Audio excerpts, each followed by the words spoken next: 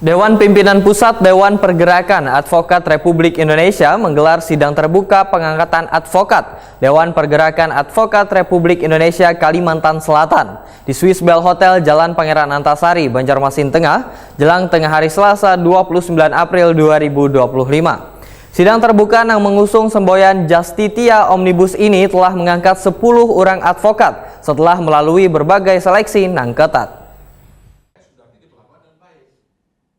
Dewan Pimpinan Pusat Dewan Pergerakan Advokat Republik Indonesia menggelar sidang terbuka pengangkatan advokat Dewan Pergerakan Advokat Republik Indonesia Kalimantan Selatan di Swiss Bell Hotel Jalan Pangeran Antasari, Banjarmasin Tengah, jelang tengah hari Selasa 29 April 2025.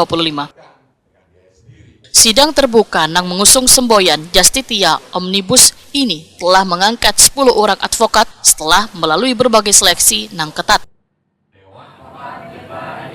1. Kami advokat DPR RI berdiri tegak bersama Pancasila dan Undang-Undang Dasar 1945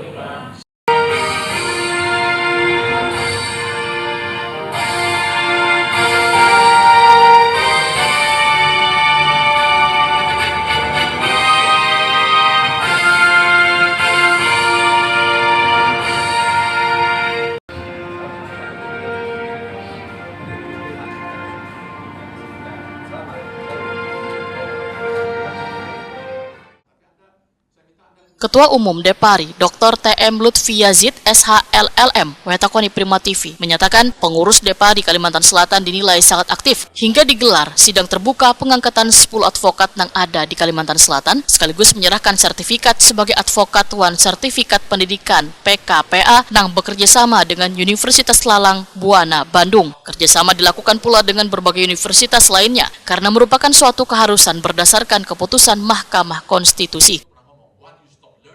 Lutfi Yazid meminta advokat yang baru dilantik untuk menjaga marwah profesi, menghindari praktik tercela, dan memperjuangkan keadilan, serta menjadikan bahan introspeksi terhadap beberapa kejadian yang menimpa hakim maupun jaksa hingga advokat agar dapat mawas diri dalam menjalankan profesi.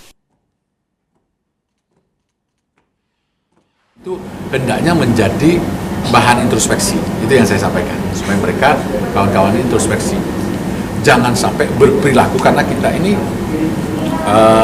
adalah profesi yang terhormat, masyarakat yang berpendidikan, jadi nggak boleh mempunyai sikap tingkah laku yang tadi melecehkan lembaga peradilan, ya, atau melakukan suap menyuap, ya, itu kan nggak boleh, ya. Karena itu diatur di dalam undang-undang pidana.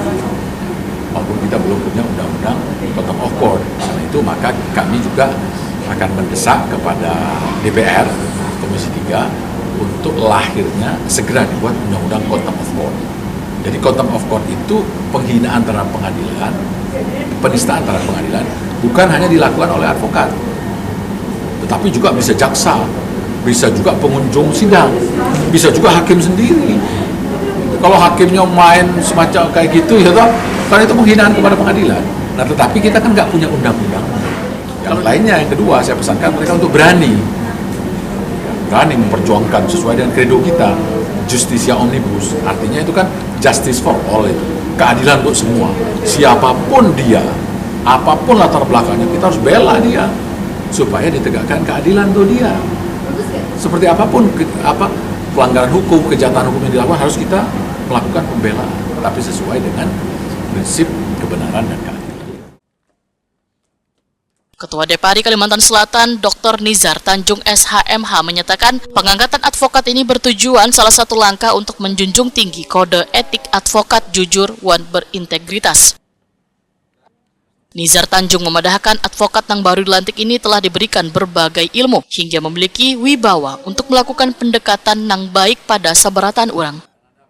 Tujuan kami melakukan bagaimana pendekatan, bagaimana melatih anak-anak yang diangkat supaya mempunyai wibawa karismatik dan bisa menegakkan keadilan.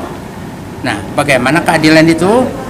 Nah, yang baru-baru diangkat ini tentu akan meminta pendapat, petunjuk dari kami seorang yang senior seperti Abang Rahmat Haris Padilla, Abang Tampu Bolon, Abang Hakim.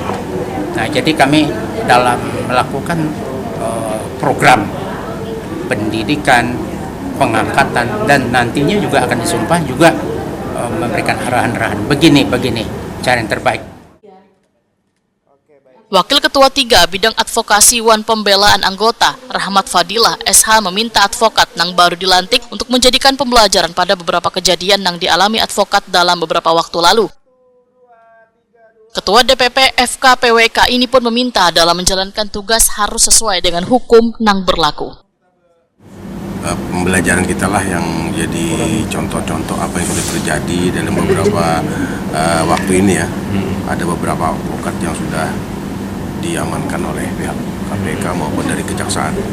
Saya rasa ini contoh bagi mereka yang baru diangkat untuk pembelajaran bahwa kita utamakan kode etik selaku advokat dan tata cara dalam kita mengendari dalam berurusan dalam hukum, posisi kita di mana. Jadi kita harus bisa menempatkan posisi. Jadi saya berharap kepada advokat yang baru dilantik hari ini agar lebih berhati-hati dan dalam menjalankan aktivitas kegiatannya sesuai dengan aturan hukum yang berlaku. Intinya kode etik advokat sesuai dengan undang-undang advokat.